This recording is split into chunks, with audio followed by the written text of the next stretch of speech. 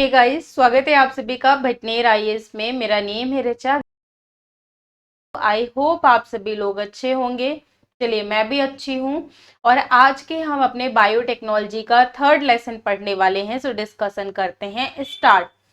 देखिए, last class में, चलिए मैं एक बार आपको समराइज वे में बता देती हूँ कि हमने क्या क्या पढ़ा था। हमने डीएनए फिंगरप्रिंटिंग के बारे में पढ़ा कि एक्चुअल में डीएनए फिंगरप्रिंटिंग क्या होती है, उसकी लिमिटेशंस पढ़े, जीन थेरेपी पढ़ा, जीन थेरेपी किस किस में प्रयोग किया जा सकता है, फिर जीन थेरेपी की लिमिटेशंस देखी, फिर जीन चिकित्सा के पक्ष में तर्क देखे, विपक्ष में तर्क देखे, जेनेटिक इंजीनियरिंग देखा, एंड कल का जो हमारा लास्ट टॉपिक था वो था जीन सिक्वेंसिंग।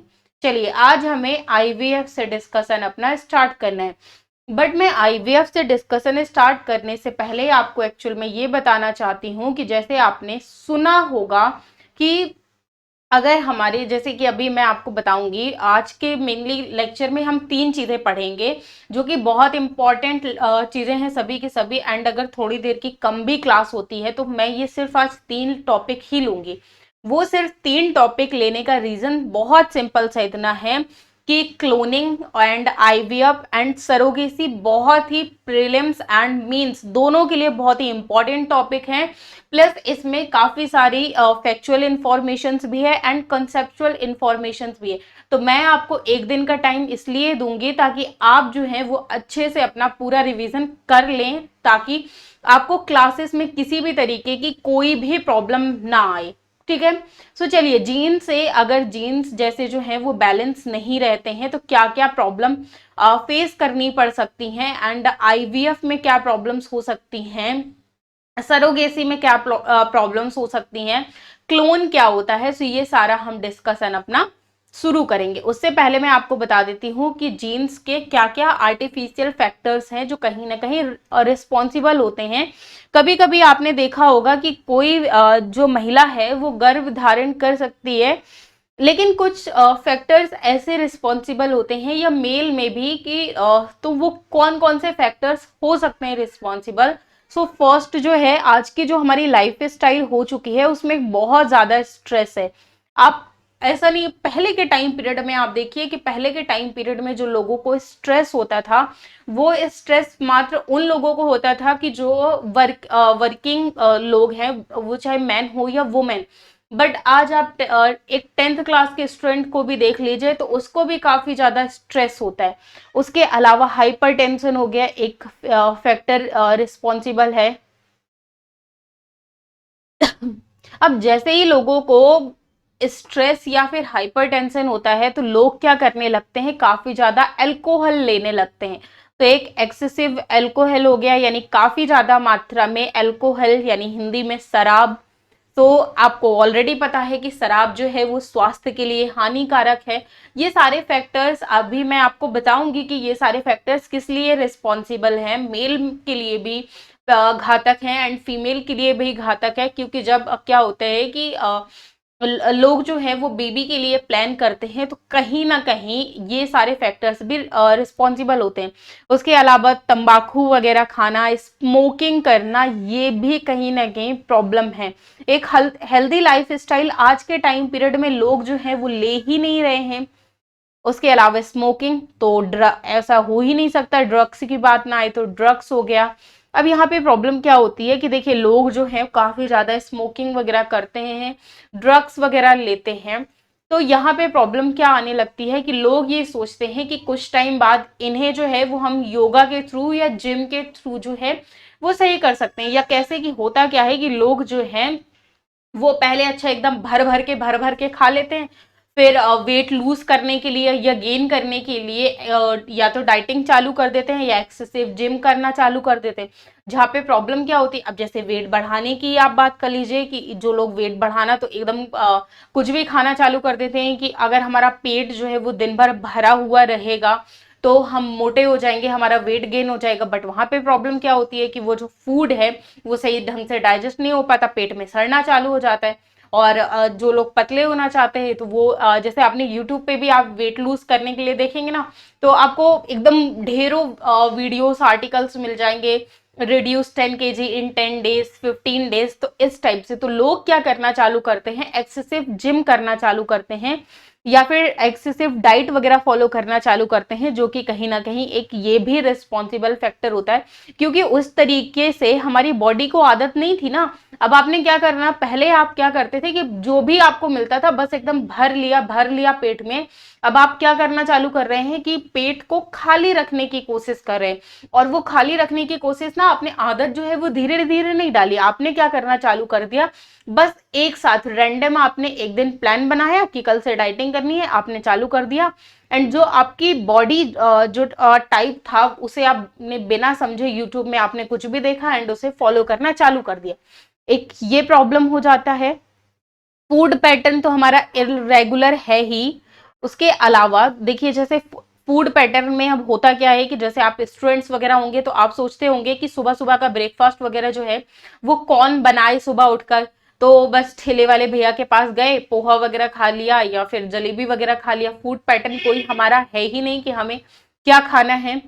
अब ये जब लाइफ स्टाइल जो है, या फिर आपने एक चीज और नोटिस की होगी कि आज के टाइम पीरियड में हम सोशल मीडिया से इतना ज्यादा प्रभावित हो चुके हैं।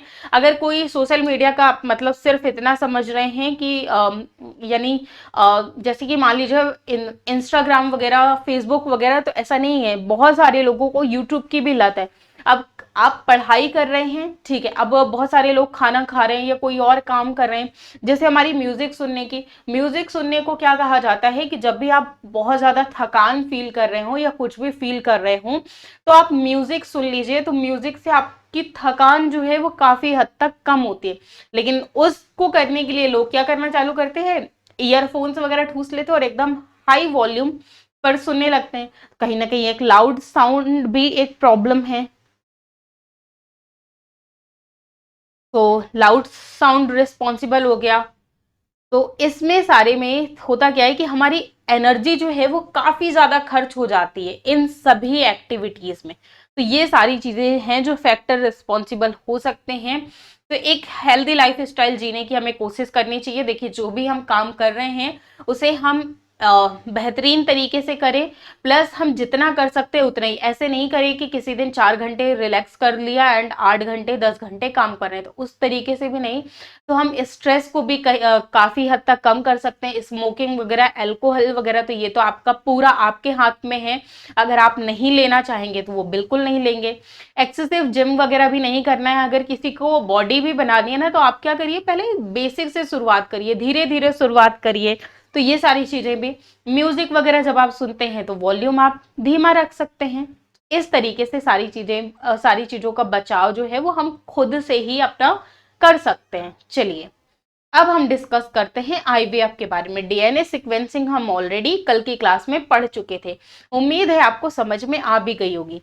जब हम आईवीएफ की बात करते हैं तो आईवीएफ का ही जो काफी ज्यादा आपने प्रसिद्ध नाम सुना होगा वो होता है टेस्ट ट्यूब बेबी। तो टेस्ट ट्यूब बेबी के बारे में आप सभी लोगों ने जरूर सुना होगा। चलिए, आईवीएफ, पहले हम आईवीएफ पढ़ेंगे फिर सरोगेसी पढ़ेंगे। तो पहले मैं इसका बेसिक आपको बता देती हूँ, फिर डोंट वरी मैं स्लाइड से भी आपको पूरा बताऊंगी। तो जब हम आईवीएफ की बात करते हैं तो आईवीएफ जो है वो बेसिकली 2 टाइप्स का होता है। एक होता है इन वीवो फर्टिलाइजेशन। अभी मैं आपको बताऊंगी कि ये इन वीवो फर्टिलाइजेशन क्या होता है। देखिए, पहली चीज मैं आपको ये बता दूं कि आईवीएफ जो है वो आपके एग्जाम में नहीं पूछा जाएगा।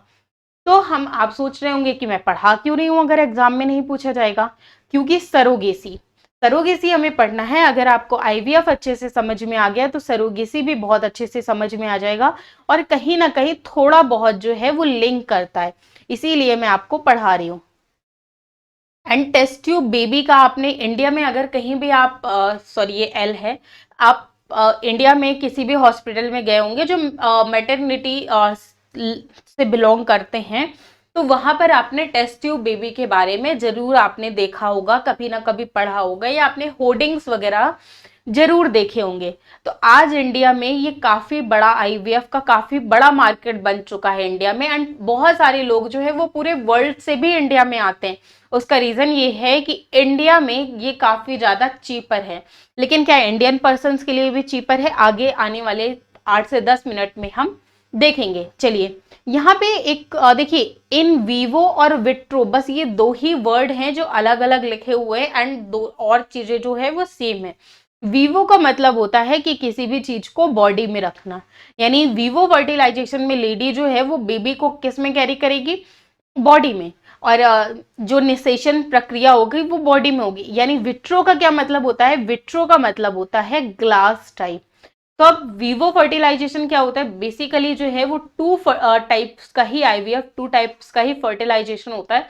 लेकिन ज्यादातर आपने जो इसे देखा होगा कि मार्केट में या कहीं भी आपने नेम देखा होगा तो वो टेस्ट ट्यूब बेबी देखा होगा। तो चलिए पहले हम वीवो फर्टिलाइजेशन के बारे में जानते हैं कि आखिर ये वीवो फर्टिलाइजेशन क्या है, फिर हम विट्रो फर्टिलाइजेशन के बारे में भी बात करेंगे।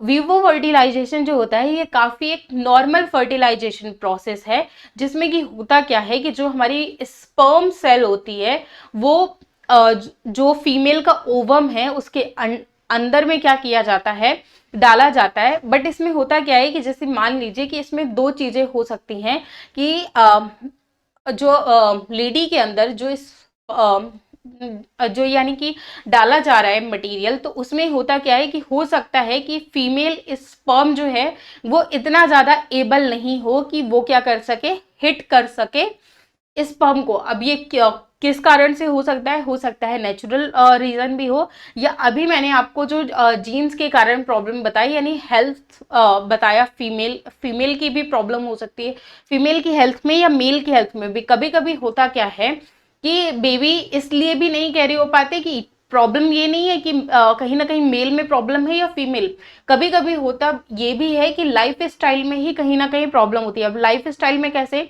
कि अगर कोई भी व्यक्ति जो है वो सही तरीके से एक हेल्दी लाइफ स्टाइल नहीं ले रहा है, अगर बहुत ज्यादा तरीके से स्ट्रेस ले रहा है या कुछ, तो हमारी बॉडी जो है वो जो हार्मोन्स रिलीज करती है वो हार्मोन्स रिलीज करना बंद कर देती है, जहां पर कहीं ना कहीं प्रॉब्लम होती है। तो अब इसमें होता क्या है कि इसी तकनीक का उपयोग जो है वो ज्यादातर तब किया जाता है जब महिला की जो फेलोपियन ट्यूब होती है तो उस फेलोपियन ट्यूब में समस्या होती है, या फिर ये भी प्रॉब्लम हो सकती है कि लेडी के फेलोपियन ट्यूब में प्रॉब्लम हो, या फिर जो पुरुष के शुक्राणु होते हैं यानी जो स्पर्म होते हैं, तो स्पर्म सेल के जो नंबर्स होते हैं अगर वो कम हो, अगर ऐसी प्रॉब्लम होती है, देखिए किसी में भी हो सकती है, लेडी में भी हो सकती है, ये जेंट्स में भी हो सकती है। तो अगर इस तरीके की कोई भी प्रॉब्लम है तो पेरेंट्स जो हैं या जो माता पिता या दंपत्ति जो हैं वो आईवीएफ की सहायता से माता पिता बन सकते हैं। अब इसमें किया क्या जाता है, ये जो प्रोसेस होता है इन वीवो फर्टिलाइजेशन में जो अंडाणु एंड शुक्राणु यानी स्पर्म एंड ओवम की जो मुलाकात है वो किस तरीके से की जाती है, कृत्रिम रूप से की जाती है, यानी परख नली जो होता है उस परख नली में करवाई जाती है, और विद्युत धारा की मदद से इनमें सेपरेशन चालू किया जाता है। और उसके बाद 16 to 32 की कोशिका की अवस्था में क्या किया जाता है कि दंपत्ति की महिला जो यानी कि जो मदर है उसके गर्भाशय में इसे प्रत्यारोपित कर दिया जाता है। चलिए अब देखिए मैं बताती हूँ कि किस तरीके से कॉन्सेप्ट है, किस तरीके से वर्क करता है। सो विट्रो फर्टिलाइजेशन, इसमें क्या किया जाता है, विट्रो फर्टिलाइजेशन में मेनली जो है ये इंडिया में ये तकनीक जो है वो बिल्कुल ही है, यानी ये स्वीकार है, और इसी की सहायता से जो बेबी पैदा होता है तो या जो टेक्नोलॉजी जो है उसे क्या कहा जाता है, उसी को टेस्ट ट्यूब बेबी कहा जाता है। तो बेसिकली हम इसमें जैसे देखें पात्र निषेचन या फिर इन विट्रो फर्टिलाइजेशन जो होता है ये एक कृत्रिम प्रक्रिया है जिसके माध्यम से कृत्रिम गर्भधारण करवाया जाता है, यानी नेचुरल प्रोसेस नहीं होता है, मशीन्स के थ्रू होता है, कृत्रिम गर्भधारण होता है। तो इसी विधि को लोकप्रिय रूप से क्या कहा जाता है, टेस्ट ट्यूब बेबी कार्यक्रम के नाम से भी जाना जाता है। अब यहाँ पर अगर हम बात करें कि इसे क्या होता है कि प्रयोगशाला में जो भी हस्बैंड वाइफ हैं, स्त्री के अंडे से पति या फिर पुरुष के जो प्राप्त किए गए शुक्राणु है उनको एकत्र करके प्रयोगशाला में युग्मनज क्रिएट किया जाता है। युग्मनज यानी जायगोट बनने के लिए दोनों को, स्पर्म को एंड ओवम को, यानी स्त्री के अंडों को एंड पुरुष के जो शुक्राणु है, अंडाणु एंड शुक्राणुओं को लैब में जायगोट बनने के लिए प्रेरित किया जाता है। देन जब ये जायगोट बन जाते हैं, अब ये देखिए ये उस स्थिति में किया जा रहा है। ये देखिए अब आईवीएफ और सरोगेसी में हम बेसिक डिफरेंस ये देख सकते हैं कि सरोगेसी लोग तब कैरी करते हैं जब जो मदर की कोख होती है वो भी सक्षम नहीं होती है कि बेबी को वो 37 वीक्स तक या 9 महीने तक क्या कर सके, कैरी कर सके। बट आईवीएफ में होता क्या है कि या तो प्रॉब्लम मेल में हो सकती है या प्रॉब्लम फीमेल में हो सकती है, या उनकी लाइफ स्टाइल में भी हो सकती है कि जिस कारण से वो बेबी जो है वो कैरी नहीं कर पाए।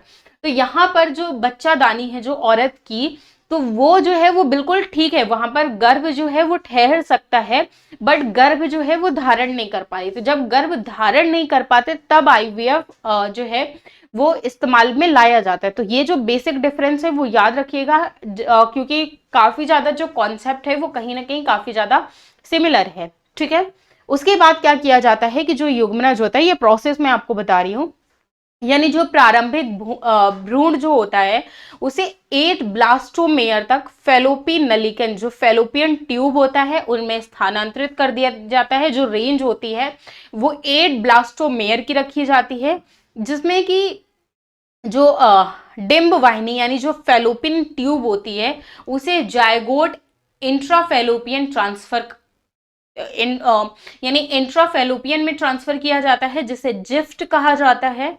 और जो भ्रूण 8 ब्लास्टोमेयर से अधिक का होता है तो उसे परिवर्धन हेतु गर्भाशय में स्थानांतरित कर दिया जाता है, यानी कि अब उस बच्चे को जो है वो पलने के लिए गर्भ में धारण कर दिया जाता है। इसे जो है इसे इंट्रायूरेटाइन ट्रांसफर यानी आईयूटी कहा जाता है।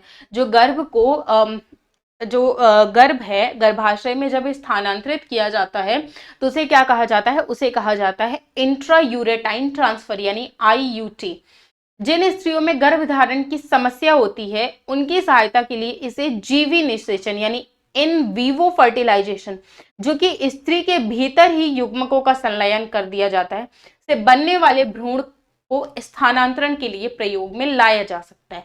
तो आई होप अब आपको ये कॉन्सेप्ट जो है वो बहुत अच्छे से समझ में आया होगा। अब यहाँ पे होता क्या है कि ऐसे मामले जहां पर स्त्रियां जो होती हैं वो अंडाणु उत्पन्न नहीं कर सकती, लेकिन निषेचन और भ्रूण के परिवर्धन के लिए यहाँ पर जो वातावरण जो है वो बिल्कुल जो है वो प्रोवाइड करवा सकती हैं। यानी कि होता क्या है कि मान लीजिए कि यहाँ पे जो लेडीज है वो अंडाणु उत्पन्न नहीं कर सकती हैं, जिससे निषेचन और भ्रूण जो है उसमें परिवर्धन किया जा सके, बट उनकी कोख जो है वो बिल्कुल सही है, वहां पे गर्भ ठहर सकता है। तो उसके लिए क्या किया जाता है कि दाता से अंडाणु लेकर उन स्त्रियों की फैलोपियन नलिका में स्थानांतरित कर दिया जाता है और प्रयोगशाला में भ्रूण बनाने के लिए अंतः कोशिका शुक्राणु निक्षेपण, जो कि एक दूसरी प्रक्रिया है जिसके द्वारा क्या किया जाता है, शुक्राणु को सीधे ही अंडाणु में प्रक्षेपित किया जाता है, जिसे इनफर्टिलिटी। लेकिन ऐसे मामलों में होता क्या है कि पुरुष साथी जो है वो स्त्री को वीर्य संचित करने के योग्य नहीं है, या फिर जिसे क्या है स्खलित वीर्य में जो शुक्राणुओं की संख्या जो होती है अगर वो कम पाई जाती है तो उसमें जो है वो एआई टेक्निक का प्रयोग किया जाता है, यानी आपने सुना होगा आर्टिफिशियल इंसेमिनेशन। तो इसका प्रयोग जो है वो बेसिकली किया जाता है। ठीक है, आई होप ये जो बेसिक कॉन्सेप्ट है ये आपको समझ में आया होगा। अब आईवीएफ की अगर हम बात करें तो इसका प्रयोग जो है वो कब किया गया, सो इसका प्रयोग जो है वो फर्स्ट टाइम 1978 में किया गया था इंग्लैंड में। ठीक है, और इस तकनीक का प्रयोग करके जो प्रथम बच्चा हुआ था वो कौन था, लुइस ब्राउन था। तो 1987 में ही जो फर्स्ट बेबी हुआ था उसका नेम लुइस ब्राउन था। एंड उसके अलावा जो सेकंड टेस्ट ट्यूब बेबी से ये जो है ये 1978 में ही फर्स्ट टेस्ट ट्यूब बेबी हो गया लुइस ब्राउन। एंड जो सेकंड टेस्ट ट्यूब बेबी था उसका नेम जो था वो दुर्गा था। वर्ल्ड में हम कह सकते हैं कि सेकंड टेस्ट ट्यूब बेबी था। एंड अगर इंडिया के संदर्भ में देखें तो इंडिया के संदर्भ में ये फर्स्ट टेस्ट ट्यूब बेबी था, जो कि इंग्लैंड में यानी लुइस ब्राउन के जो है वो जस्ट 67 डेज बाद जो है वो हुआ था। एंड इस जो टेक्नोलॉजी का जो जनक है वो बेसिकली डॉक्टर सुभाष मुखोपाध्याय को बोला जाता है। अब देखिए, सुभाष मुखोपाध्याय की अगर हम बात करें तो यहाँ पर हुआ क्या कि ये जो टेक्नोलॉजी है आईवीएफ की, वो कहीं ना कहीं इंडिया में ही विकसित की गई थी। लेकिन अब यहाँ पे हुआ क्या कि ये टेक्नोलॉजी जो है वो इंडिया में ही विकसित की गई, लेकिन इसे जो है भांप लिया इंग्लैंड के द्वारा। एंड सारा चीज जो है वो सारी फैसिलिटीज इंग्लैंड ने प्रोवाइड करवाई, क्योंकि इंडिया में कहीं ना कहीं आप खुद जानते हैं एंड देखते भी हैं कि सारी चीजें जो होती हैं, जो भी टेक्नोलॉजी विकसित की जाती है, तो कहीं ना कहीं हम ये कह सकते हैं कि इंडियन गवर्नमेंट का लूप होल या सिस्टम का लूप होल, कुछ भी कह सकते हैं, कि जो भी टेक्नोलॉजी का विकास किया जाता है तो उसे वो टेस्ट करने के लिए या सारा जो प्रोसीजर है वो इंडिया में कहीं ना कहीं बहुत ज़्यादा लेंदी है।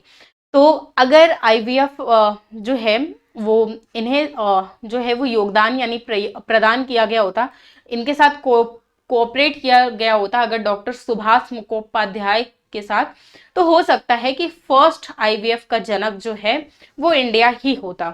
तो बेसिकली इंडिया में जो है वो Durga first test tube baby था, बट अगर वर्ल्ड में हम कहेंगे तो वर्ल्ड में सेकेंड टेस्ट ट्यूब बेबी था। तो ये काफ़ी ज़्यादा इंपॉर्टेंट पर्सनालिटी है। उसके अलावा इन्हें जो है वो 2010 में ही चिकित्सा के क्षेत्र में नोबेल पुरस्कार मिला था। अकेले नहीं मिला था, रॉबर्ट एडवर्ड के साथ ही इन्हें उसके चिकित्सा के क्षेत्र में नोबेल पुरस्कार मिला था। सो आई होप इतनी चीजें थी, आई होप इसमें आपको किसी भी तरीके का कोई डाउट जो है वो नहीं रह गया होगा। मुझे जहां तक उम्मीद है कि नहीं रह गया होगा। ठीक है, और याद रखिएगा इंडिया में ये जो टेक्नोलॉजी है या जो तकनीक है उसे स्वीकार किया गया है। तो इतना था आईवीएफ के बारे में। अब आईवीएफ के बारे में मैं इसके एडवांटेज एंड डिसएडवांटेज भी आपको बता देती हूँ, ताकि वो भी आपको अच्छे से क्लियर हो जाए। फिर हम अपने नेक्स्ट टॉपिक की ओर बढ़ते हैं, जो कि है सरोगेसी, जिसे किराए की कोख भी बोला जाता है। तो चलिए, इसके एडवांटेजेस क्या क्या हो सकते हैं आईवीएफ के। एडवांटेजेस तो आप लोग समझते हैं ना, फायदे। आईवीएफ प्रोसेस के बारे में हमने देखा। दूसरा प्रोसेस आप सोच रहे होंगे कि मैंने अभी तक दूसरा प्रोसेस क्यों नहीं बताया। सो डोंट वरी, दूसरे प्रोसेस का काम जो है वो हमारे सरोगेसी में आएगा। ठीक है, तो पहली चीज तो ये है कि जिन भी दंपत्ति के बच्चे नहीं हो रहे हैं, तो वो जो है, आप इसे लिख भी लीजिएगा एडवांटेजेस में। तो जो भी यानी चाइल्डलेस कपल हैं, जिन दंपत्ति के बच्चे नहीं हो रहे हैं, तो वो इस तकनीक की सहायता से उनके घर में काफ़ी सारी खुशियाँ आ सकती हैं। उसके अलावा आप सभी को पता है कि इंडिया में बच्चों के जो हैं वो कितने ज़्यादा मायने हैं, क्योंकि समाज जो भारत है वो पितृसत्तात्मक समाज है। तो पितृसत्तात्मक समाज में खैर आज तो काफ़ी सारी चीज़ें जो में चेंजेस आ चुके हैं, बट अगर आज से थोड़े टाइम आप पहले के उसमें जाते हैं तो कहीं ना कहीं आपने देखा होगा कि जो लेडी जो है वो बच्चे नहीं पैदा कर सकती थी, तो उनकी घर में उनकी इज्जत, रेपुटेशन जो होती थी वो भी काफ़ी कम होती थी। एंड बहुत बार ऐसा भी होता था कि मेल जो है वो दूसरी शादी कर लेता था, तो उस कारण से लेडी के जो लाइफ है वो एकदम हम कह सकते हैं कि नर्क हो जाती थी। तो एक हम ये कह सकते हैं कि अगर आपको मेंस में आंसर लिखना हो तो एक आप वुमेन एम्पावरमेंट के ऊपर भी लिख सकते हैं कि ये आईवीएफ तकनीक आने के कारण महिला सशक्तिकरण को काफ़ी ज़्यादा बल मिला है। हिंदी में वुमेन एम्पावरमेंट को महिला सशक्तिकरण बोलते हैं। प्लस जो चाइल्डलेस कपल हैं, जो निसंतान दंपत्ति हैं, उनके घर में आईवीएफ के कारण खुशियां आ सकती हैं। दूसरा ये कि मेडिकल टूरिज्म भी बढ़ेगा। अब मेडिकल टूरिज्म क्यों बढ़ेगा? मेडिकल टूरिज्म देखिए भाई इसलिए बढ़ेगा क्योंकि देखिए आईवीएफ में जो प्रोसेस होते होते लग जाता है वो लगभग 2 मंथ का लग जाता है। थोड़ा बहुत भी आप टाइम कहिए तो 2 मंथ का लगभग लग जाता है। अब यहाँ पे होता क्या है कि इंडिया में, जैसे मैंने स्टार्टिंग में ही बताया कि ये जो आईवीएफ की तकनीक है ये सफल जो है वो लगभग हर कंट्रीज में है, बट इंडिया में अदर कंट्रीज के मुकाबले ये जो है ये आईवीएफ सस्ती है।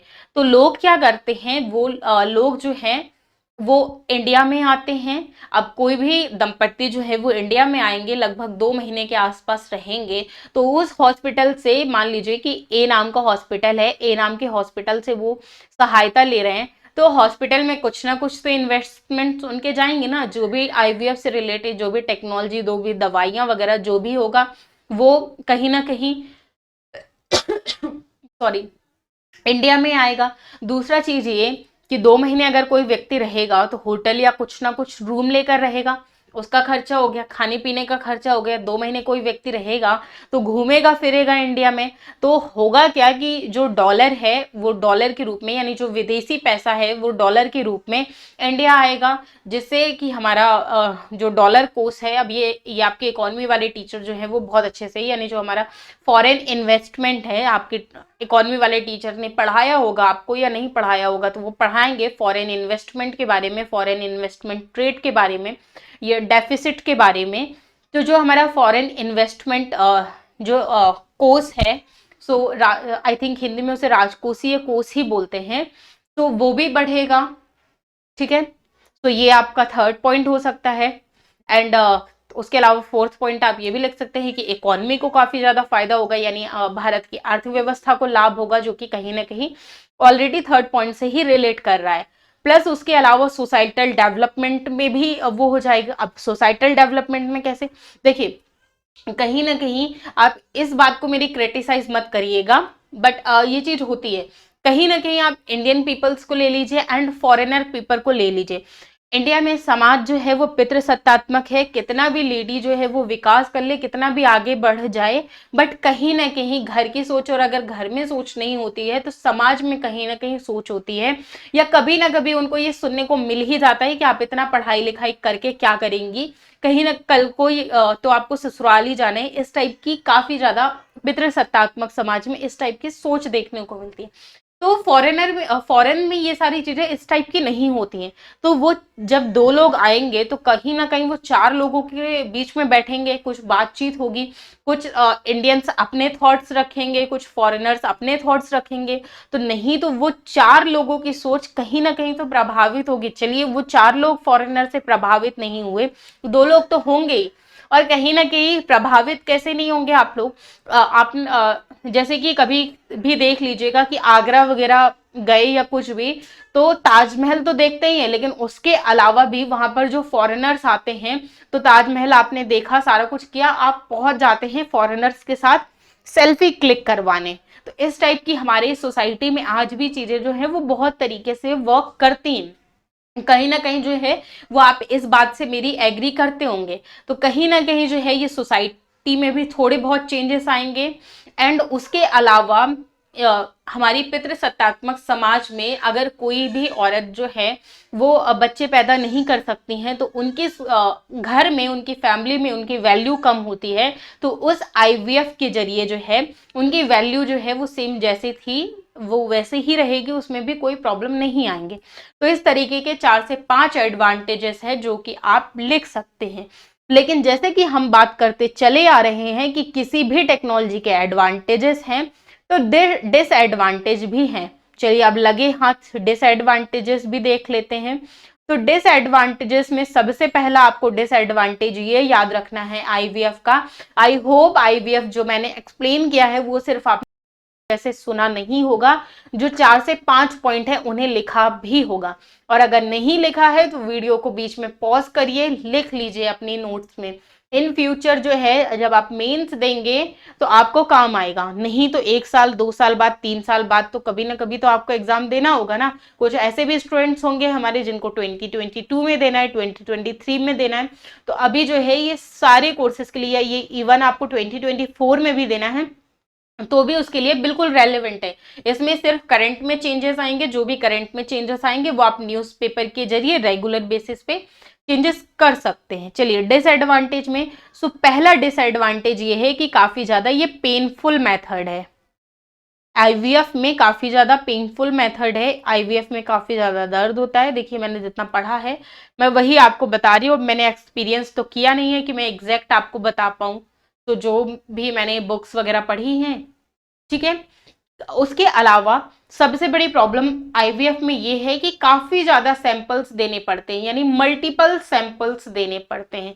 काफी बार आपको हॉस्पिटल के चक्कर्स लगाने पड़ सकते हैं। उसके अलावा अब जितने ज्यादा आप सैंपल्स देंगे तो वहां पे होता क्या है कि सक्सेस रेट जो होता है वो उन मल्टीपल सैंपल्स का, यानी जो बहुत ज्यादा सैंपल्स दिए जाते हैं तो वो काफी ज्यादा लो हो जाता है एंड काफी ज्यादा प्रॉब्लमेटिक हो जाता है। तो खैर ये तो अगर किसी को भी चाइल्ड चाहिए, बेबी चाहिए, तो वो तो इतनी प्रॉब्लम कर लेंगे। इसके दो जो हैं वो काफी ज्यादा इंपॉर्टेंट है डिसएडवांटेज। पहला है पेनफुल मेथड, दूसरा है कि ये आउट ऑफ रीच है पुअर पीपल के। देखिए इंडिया में नो डाउट सभी जगह अगर हम वर्ल्ड की बात करते हैं तो आईवीएफ जो है वो भारत में सबसे सस्ता है। बट अगर भारत में सबसे सस्ता है तो इसका मतलब ये थोड़ी हो गया कि सारे जो इंडियन पीपल्स हैं उनके लिए ये अफोर्डेबल है।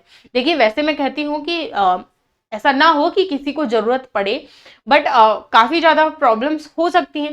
तो इंडिया में बहुत सारी जो है वो मिडिल क्लास फैमिली भी हैं, या ऐसी भी फैमिली हैं जिनके पास एक अच्छा रोजगार जो है वो नहीं है, या सिर्फ वो आप उतनी ही इनकम जनरेट कर सकते हैं जितनी जो है वो उनको, यानी जितने से उनका खर्चा चल सकता है या उनकी लाइफ स्टाइल चल सकती है। तो डिसएडवांटेज में एक ये है कि पुअर पीपल के लिए भी ये काफी ज्यादा प्रॉब्लम है, यानी आउट ऑफ रीच है पुअर पीपल के। तो ये हो गया आईवीएफ। उम्मीद है कि आपको सभी कुछ समझ में आ गया होगा। अब बढ़ते हैं अपने नेक्स्ट टॉपिक की तरफ, जो कि है हमारा सरोगेसी। तो इतना है, आईवीएफ था, उम्मीद है क्लियर हो गया होगा। नहीं हुआ होगा अगर तो एक बार दोबारा से इसे पढ़ लीजिएगा, सुन लीजिएगा लेक्चर को, तो क्लियर हो जाएगा। और किसी भी तरीके का अगर फिर भी कोई डाउट होता है तो आपको सिंपल क्या करना है कि कमेंट सेक्शन में कमेंट करना है। नेक्स्ट डे आपका जो भी डाउट होगा उसे मैं क्लियर कर दूंगी। चलिए बढ़ते हैं आगे के टॉपिक में, जो कि है सरोगेसी। सरोगेसी में बेसिकली जो है ये एक इस तरीके के प्रोसेस है जिसके माध्यम से कोई भी निसंतान दंपत्ति जो है वो सुख की प्राप्ति कर सकता है। अब इसमें यदि कोई महिला जो है, महिला के गर्भाशय में किसी भी प्रकार की कोई भी समस्या है। अब देखिए, अब इससे पहले हमने आईवीएफ में ये पढ़ा कि अगर कोई महिला है जो गर्भ धारण करने में प्रॉब्लम है लेकिन उसकी कोख में कोई प्रॉब्लम नहीं है, बच्चा जो है वो 37 वीक तक जो है वो सरवाइव कर सकता है, यानी या फिर 9 महीने तक वो आराम से उसमें रह सकता है। तो अगर कोई भी महिला जो है वो माता बनना चाहती है तो उसके पास एक और ऑप्शन होता है सरोगेसी का, यानी कोई भी ऐसे दंपत्ति। तो सरोगेसी में बेसिकली होता क्या है, सरोगेसी में दंपत्ति के शुक्राणु और अंडाणुओं की मुलाकात जो है वो कृत्रिम रूप से परख नली में करवाई जाती है और बनने वाले जायगोट को 16 to 32 कोशिका की अवस्था में किसी दूसरी महिला की, अब यहां देखिए जो है सरोगेसी में बेसिकली 3 पीपल होते हैं। आईवीएफ में हमने बात की थी कि 2 ही पीपल हैं, बट सरोगेसी में बेसिकली 3 पीपल होते हैं। 2 जो हो गए वो पेरेंट्स हो गए बच्चे के,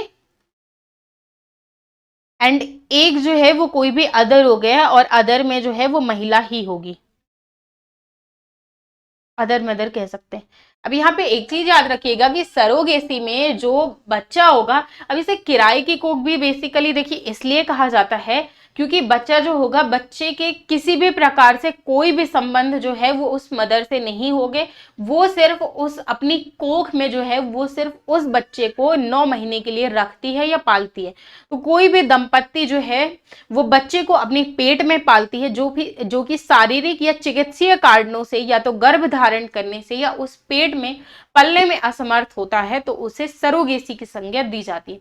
गर्भाशय में उसे प्रत्यारोपित कर दिया जाता है, और जिस भी महिला के गर्भाशय में इसे प्रत्यारोपित किया जाता है उसी को सरोगेट मदर कहा जाता है। अब देखिए जो स्पर्म एंड ओवम होगा वो इन पेरेंट्स का होगा। बेबी जो होगा, जो भी बायोलॉजिकल, जो भी सारे जीन्स वगैरह सारा कुछ जो मैच करेगा वो इनके पेरेंट्स से मैच करेगा, यानी वो जो दूसरी महिला है उससे किसी भी प्रकार का कोई भी लेना देना नहीं होगा। जैसे कि मैं बार बार आपको बता रही हूँ, ये एक बहुत ही बेसिक कॉन्सेप्ट है सरोगेसी का, जो कि ध्यान में रखिएगा। उसके अलावा भारत में सरोगेसी जो है, इसकी जो वाणिज्यिक रूप है सरोगेसी का, वो इंडिया में बैन है। अब इसे देखिए ऐसे आप समझिए कि होता क्या है कि सरोगेसी को किराए के कोख भी कहा जाता है, क्योंकि उस महिला और दंपत्ति के बीच एक तरीके का एग्रीमेंट होता है कि वो जो है वो महिला सिर्फ उसे जो बच्चा है उसे सिर्फ अपनी कोख में रखेगी 9 महीने तक। जैसे ही बच्चा जो है वो पैदा हो जाएगा तो उनके जो भी पेरेंट्स हैं उनको दे दिया जाएगा। उसके अलावा किसी भी तरीके का कोई भी जो भी लेना देना हम कहते हैं वो उस मदर से नहीं होगा। ठीक है। अब उसमें याद रखिएगा कि जो भी बायोलॉजिकल यानी सिर्फ हम ये कह सकते हैं कि सिर्फ ख्याल रखेगी, उसके अलावा किसी भी तरीके का कोई भी हम कह सकते हैं कि किसी भी तरीके का कोई भी लेना देना जो है वो उस मदर का नहीं होगा। अब सरोगेसी जो है वो बेसिकली 2 टाइप की होती है। 2 टाइप की सरोगेसी, जिसमें से पहली सरोगेसी है ट्रेडिशनल सरोगेसी। देखिए अगर आईवीएफ समझ में आ गया होगा ना तो सरोगेसी जो है वो बहुत ही आराम से समझ में आ गया होगा, किसी भी तरीके का कोई डाउट होना ही नहीं चाहिए। एंड दूसरी है जेस्टेशनल सरोगेसी। हिंदी में भी उसे ट्रेडिशनल को परंपरागत सरोगेसी बोला जाता है एंड जेस्टेशनल को जेस्टेशनल ही बोला जाता है। अब ये जेस्टेशनल सरोगेसी क्या होता है, चलिए पहले पारंपरिक सरोगेसी के बारे में देख लेते हैं। तो परंपरागत सरोगेसी में होता क्या है, परंपरागत सरोगेसी में प्राकृतिक और कृत्रिम निषेचन किया जाता है, जिसमें बच्चे के जो पिता के शुक्राणु होते हैं उनका सरोगेट मदर के अंडाणुओं के साथ निषेचन करवाया जाता है। यहाँ पे याद रखिएगा जो मदर है उसके साथ नहीं किया जा रहा है, सरोगेसी में जो बच्चे का पिता है शुक्राणु को सरोगेट मदर के अंडाणुओं के साथ निषेचन करवाया जा रहा है, जिसकी वजह से जो भी बच्चा जन्म लेगा उसमें बच्चों का जो जेनेटिक संबंध है वो उसके पिता और सरोगेट मदर के साथ होगा, यानी जो उसकी असली माँ होगी जो बाद में उसका पालन पोषण करेगी उसके साथ ना होकर, बल्कि जो उसे सरोगेट मदर है जिसने जन्म दिया सो उसी के साथ उसका संबंध होगा।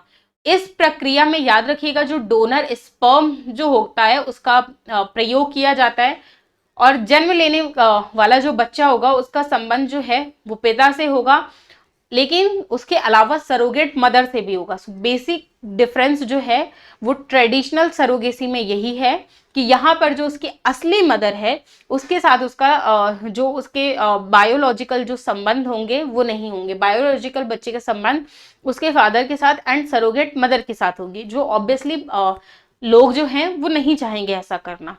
दूसरा जो है, दूसरा टाइप क्या होता है, जेस्टेशनल सरोगेसी होता है। जेस्टेशनल सरोगेसी में होता क्या है कि इस प्रक्रिया में जो जन्म लेने वाले बच्चा है तो बच्चे के माता पिता के जो अंडाणु और शुक्राणु हैं उनका आईवीएफ ट्रीटमेंट के जरिए मेल करवाया जाता है। दोनों जो है यानी जो अंडाणु एंड शुक्राणु हैं उनका मेल करवाया जाता है। मेल करवा के जो सरोगेट मदर का जो भ्रूण है उसमें डाला जाता है, यानी उसके गर्भाशय में प्रत्यारोपित कर दिया जाता है, जिसके कारण जो जन्म लेने वाला बच्चा होता है उसका जो संबंध है वो उसके रियल माता पिता के साथ होगा, सरोगेट मदर के साथ किसी भी प्रकार का कोई भी संबंध नहीं होगा। सो ये बेसिक डिफरेंस है दोनों में, जो दो टाइप्स की सरोगेसी है। आई होप आपको क्लियर होगी। ट्रेडिशनल सरोगेसी जिसमें जो बच्चे का संबंध होगा वो उसके पिता से होगा एंड सरोगेट मदर से होगा, एंड जेस्टेशनल सरोगेसी में जो सरोगेट मदर होगी वो सिर्फ 9 महीने तक बच्चे को अपनी कोख में पालेगी, उसके अलावा किसी भी प्रकार का कोई भी संबंध उस बच्चे का और उस मदर का यानी सरोगेट मदर का नहीं होगा। अब सरोगेसी की सुविधा जो है वो काफी सारी एजेंसियों के द्वारा प्रोवाइड करवाई जाती है। अब जिन एजेंसियों के द्वारा सरोगेसी की सुविधा प्रोवाइड करवाई जाती है उसे इंडिया में आर्ट क्लिनिक्स कहा जाता है, जो कि इंडियन काउंसिल ऑफ रिसर्च यानी ICMR के दिशा निर्देशों का पालन करती है। तो याद रखिएगा, इसे आप एक पॉइंट ऐड कर लीजिएगा, आर्ट क्लिनिक्स। अपनी नोटबुक में आर्ट क्लिनिक्स लिखिएगा और इसमें लिख लीजिएगा कि ये वो एजेंसी हैं जो सरोगेसी की सुविधा उपलब्ध करवाती हैं, और उसके बाद ICMR लिख लीजिएगा। ICMR का फुल फॉर्म भी लिख लीजिएगा, Indian council of medical research. जो भी आर्ट क्लिनिक्स होती हैं वो सभी की सभी ICMR के दिशा निर्देशों का पालन करती हैं। भारत के विधि आयोग की जो 228 रिपोर्ट थी उसमें वाणिज्यिक सरोगेसी के निषेध की बात करी गई थी। याद रखिएगा कि सरोगेसी जो है वो सरोगेसी की सुविधा जो है वो ली जा सकती है, लेकिन जो वाणिज्यिक सरोगेसी है उसे पूर्ण रूप से बैन किया गया है। पहले डिसएडवांटेज समझ लीजिए, फिर सरोगेसी के बारे में हम थोड़ा सा और इंफॉर्मेशन जानेंगे। तो चलिए यहाँ पे मैं आपको बता देती हूँ स्पर्म सेल, सॉरी, उसके बारे में भी अभी मैं बताऊंगी कि क्या होते हैं, लेकिन पहले सरोगेसी के डिसएडवांटेज समझ लीजिए। आपको ऊपर ऊपर से चीजें लग रही होंगी कि ठीक है, जो दंपत्ति माता पिता नहीं बन सकते हैं वो सरोगेसी की हेल्प से बन सकते हैं, बट इसके सरोगेसी के कुछ डिसएडवांटेजेस हैं। एडवांटेज तो आपको पता ही है, अभी मैंने आपको बताया, एक वही एडवांटेज है, एंड उसके अलावा और भी एडवांटेजेस जो मैंने आईवीएफ में बताया वो भी आप, जैसे मेडिकल टूरिज्म वगैरह हो सकता है, वुमेन एम्पावरमेंट की बात, वो आप सरोगेसी के एडवांटेजेस में भी लिख सकते हैं अगर कभी आपके मेंस में क्वेश्चन लिखने को आया तो। अब बात कर लेते हैं डिसएडवांटेजेस की।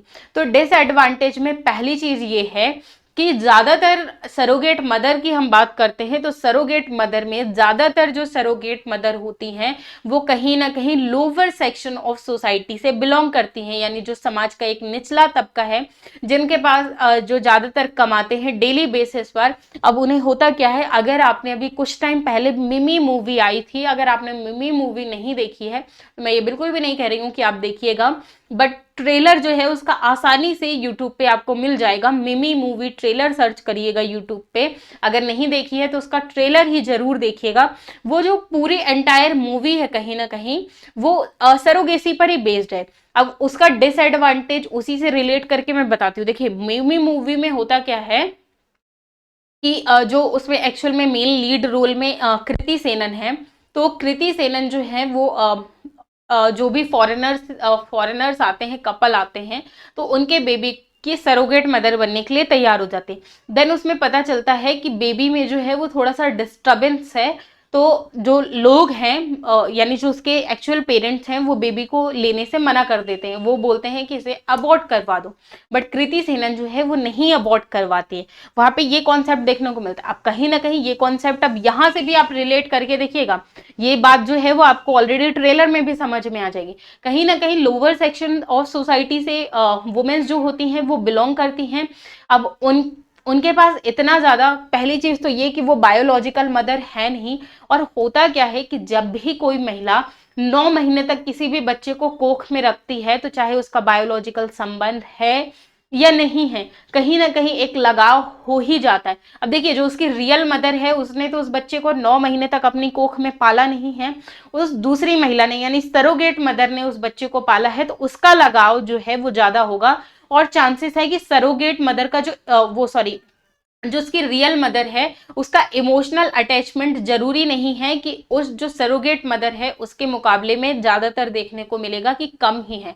अब यहाँ पे प्रॉब्लम क्या होती है कि मान लीजिए कि हुआ क्या कि उस बच्चे में किसी भी तरीके की कोई भी प्रॉब्लम आती है या फेस करने उस बच्चे में ये टेस्ट वगैरह में पता चलता है कि इस बच्चे में कोई भी प्रॉब्लम है, या जन्म के बाद ये पता चलता है कि उस बच्चे में किसी भी तरीके की कोई भी बीमारी है उसे या कोई प्रॉब्लम है, तो जो उसके बायोलॉजिकल पेरेंट्स होते हैं वो उस बच्चे को लेने से इनकार कर देते हैं। तो अब मान लीजिए कि वो सरोगेट मदर के पास ही वो बच्चा रहेगा, तो उसकी जो है वो लाइफ जो है वो कहीं ना कहीं बद से बदतर हो जाती है। इस चीज के बारे में मुझे बताने की आवश्यकता नहीं है, उसका रीजन ये है कि देखिए कहीं ना कहीं अगेन ये बात आएगी। आप आज की क्लास में आप सोचेंगे कि ये बार बार मैडम जो है वो आज मेल डोमिनेंट सोसाइटी को बहुत ज्यादा क्रिटिसाइज कर रही हैं, लेकिन इस टॉपिक में एक्चुअल में है ही, क्योंकि देखिए यहाँ पे प्रॉब्लम क्या है कि ठीक है वो जो लगाव है वो सरोगेट मदर का जरूर बच्चे के साथ हो जाएगा क्योंकि उसने 9 महीने तक पाला है, बट जो पिता है उसका क्यों होगा, यानी जो सरोगेट मदर है, अगर मान लीजिए कि उसकी शादी हो गई है, अगर उसका हस्बैंड है, उसके खुद के अपने बच्चे हैं, तो उसके बच्चों का या उसके पति का उस बच्चे के प्रति लगाव क्यों होगा? क्योंकि आज भी इंडियन सोसाइटी में अपना बच्चा ही अपना बच्चा होता है। तो ये वाली धारणा जो है ये कहीं ना कहीं इंडियन सोसाइटी में मैटर करती है। तो अब उस बच्चे को अगर रख भी लिया तो उसकी लाइफ जो है उसे जो एक्चुअल पेरेंट्स का प्यार मिलना चाहिए था तो वो नहीं मिल पाएगा। प्लस उसके जो एक्सपेंसेस हैं, तो अब मान लीजिए कि उन पेरेंट्स ने तो कहीं ना कहीं पैसे के लालच में ही वो लेडी सरोगेट मदर बनी थी ना, लेकिन अब अगर वो बच्चा उसी के पास रह गया तो कहीं ना कहीं ये एक प्रॉब्लम आ जाती है कि उसके लाइफ के जो भी एक्सपेंसेस होंगे उसे कौन, उसका जो खर्चा होगा वो कौन उठाएगा। तो ऐसे काफी केसेस जो हैं वो इंडिया में हुए हैं। तो अब इसी को क्या करने के लिए, प्रोटेक्शन करने के लिए सरोगेसी प्रोटेक्शन बिल लेकर आया गया था 2019 में, जो कि इंपॉर्टेंट है। इसे भी सुनिएगा, ध्यान से सुनिएगा। इसमें डायरेक्टली जो है वो सरोगेसी प्रोटेक्शन बिल 2019 में वाणिज्यिक सरोगेसी की बात की गई थी, उसके बैन की बात की गई थी। तो सरोगेसी प्रोटेक्शन बिल 2019,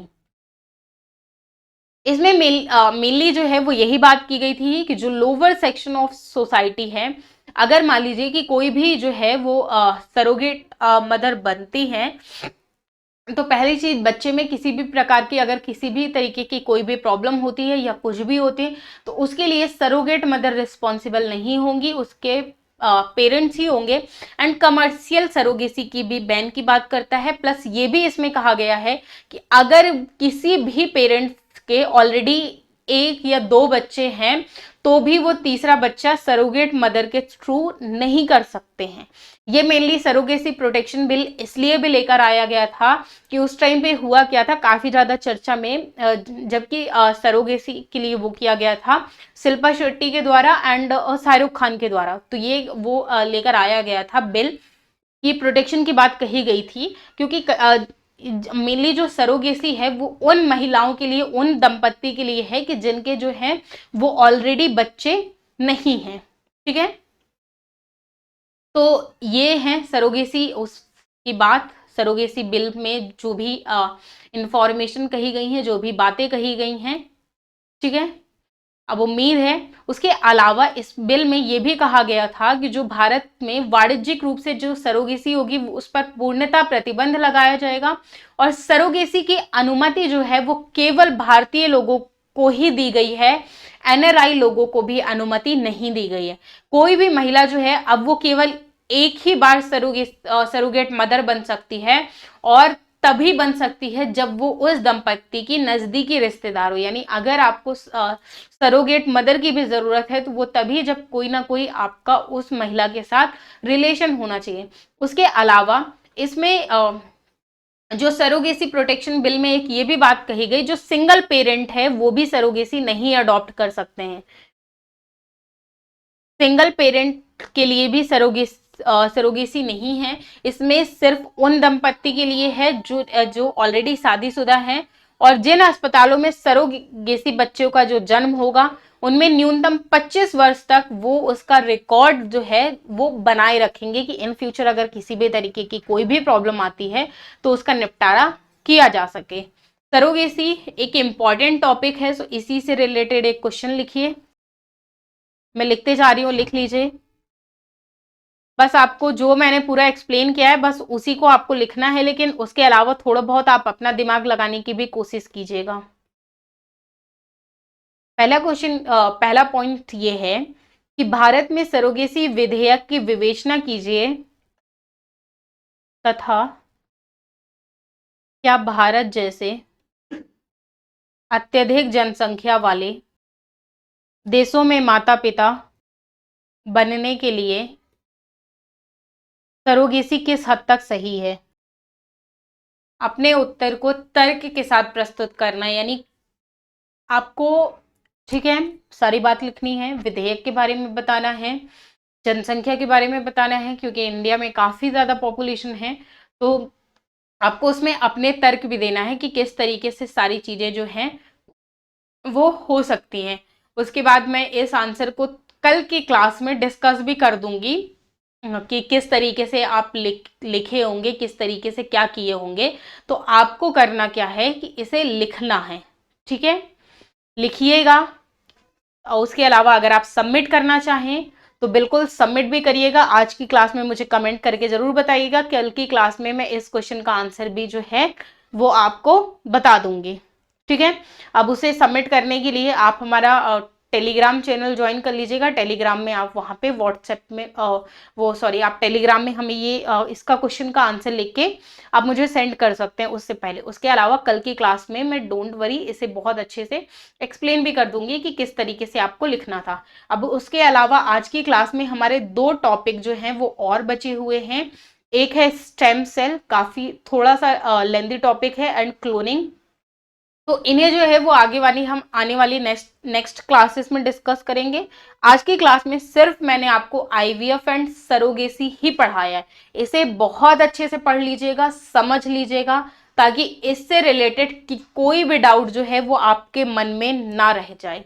मिलते हैं नेक्स्ट लेक्चर में, तब तक के लिए सेशन को लाइक कर दीजिए, शेयर कर दीजिए, एंड अपने सभी को सभी लोग जो हैं वो सब्सक्राइब कर लीजिए, एंड भटनेर आईएएस का ऐप जरूर डाउनलोड कर लीजिएगा, क्योंकि पीडीएफ जो है वो आपको वहीं पर मिलेगी। मिलते हैं नेक्स्ट सेशन में। Bye bye, thank you so much.